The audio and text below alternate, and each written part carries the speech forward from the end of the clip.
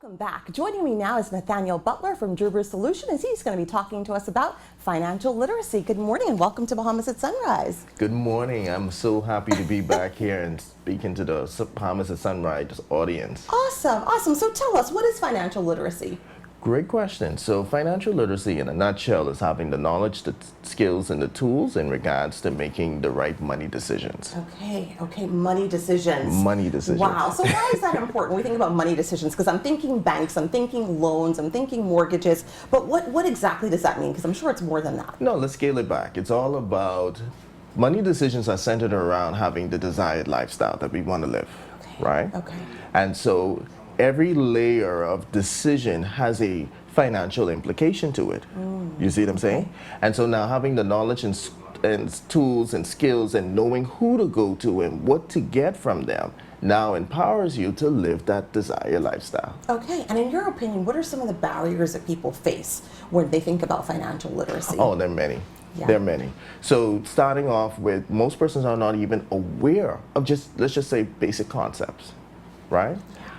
Second thing is, because it was probably never discussed in their childhood or in the environments that they were raised, they have an uncomfortable feeling even just having the discussion about money, or even assessing where they are, where they stand as it pertains to their financial situation.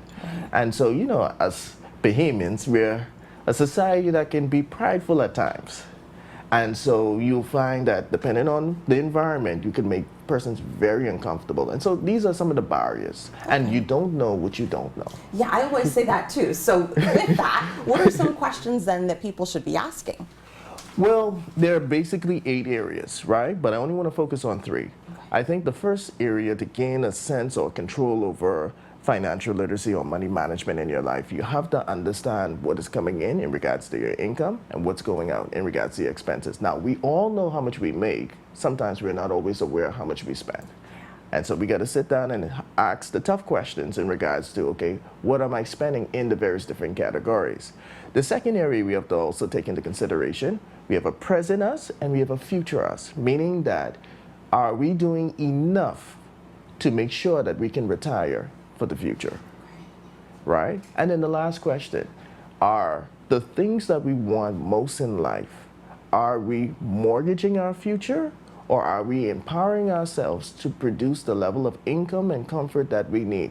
What I mean by that, the question is, are we taking on more debt than we can handle? Right. You And know what I sometimes mean? that's the case for a lot of people, right? But at the same time, let's balance that. Because the reality of it is, we live in one of the most expensive countries in the world.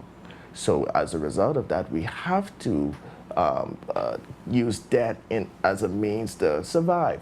My advice is use debt as a means to get income-producing assets for the most part. But what you find today is most persons are using debt to just, you know, cover their basic living expenses. Right.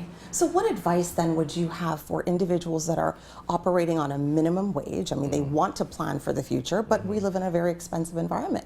What do we do? You know what's so interesting about that? For a person who's on minimum wage, my conversation to them is basically this. Are you living up to your income producing capacity? And most persons will tell me who are in that situation, no. So the question is 2 things. We need to have singular focus in the area of a passion and also develop the skill within that same area so we can raise the income. You know, that's the reality. You have to be empowered to raise your income, and that can only happen if you are disciplined and have the knowledge and tools and have a skill that is needed in the marketplace. Once that happens, then the next step is really controlling the money on the back end. You know, money management, expense management, and then also what can we do in regards to the other areas in regards to investment, retirement, even in regards to in all of the assets that we acquire, we want to make sure that we also putting it away, making sure that it goes to the right people upon our demise. So we have to look at things like estate planning and also insurance. Right, okay. And you talked about retirement a lot. How should individuals now, I mean, like, you know, individuals mid-age, younger even, how should we be preparing for retirement at this stage? Great question. So what you will realize that if you're not working in certain industries where your employer is providing you a pension fund, so there's a lot of persons who fall outside of that scope.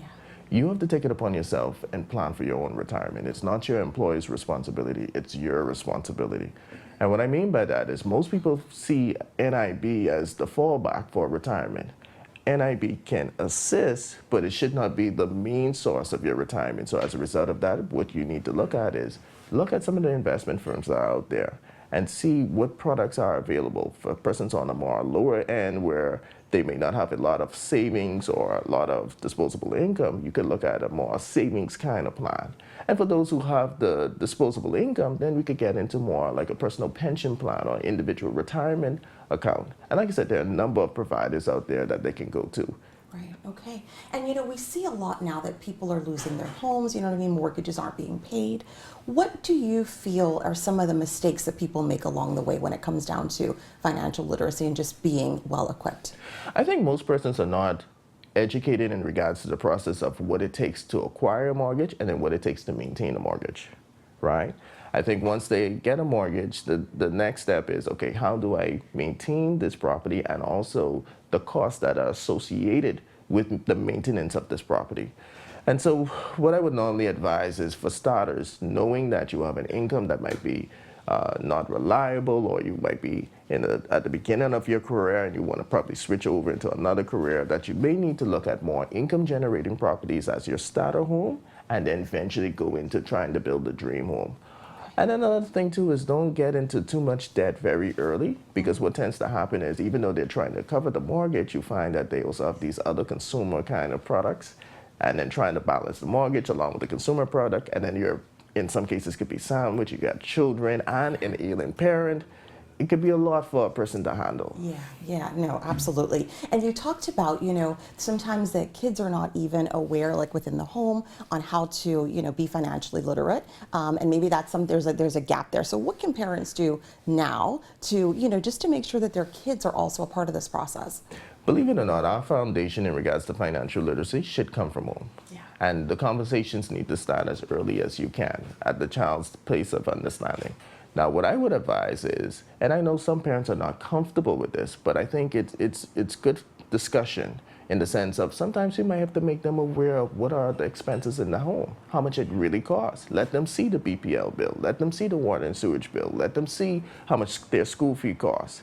And now having that sense of reality allows them to kind of even prepare and how they're going to handle expenses. So a child that is aware of what their parents are faced would probably not ask for as much money compared to a child who have no reality. And then what makes it worse is that same child is put into the real world, and you begin to realize that that child can't fend for themselves simply because they can't handle the amount of bills coming on a consistent basis at them. And so what ends up happening is they become a dependent to the parent. Yes. Who send them into the real world. So you find that some parents are still subsidizing their child well after in their 20s, I could even say in some cases going into their 30s, and maybe potentially even in their 40s. And that's a problem. It is. That's a problem. It is. Well, it's been a pleasure having you on. Very insightful information. Thank you so much for being here and sharing with us. Thank you so much. All right. Ladies and gentlemen, you've been watching Bahamas at Sunrise. We'll be right back.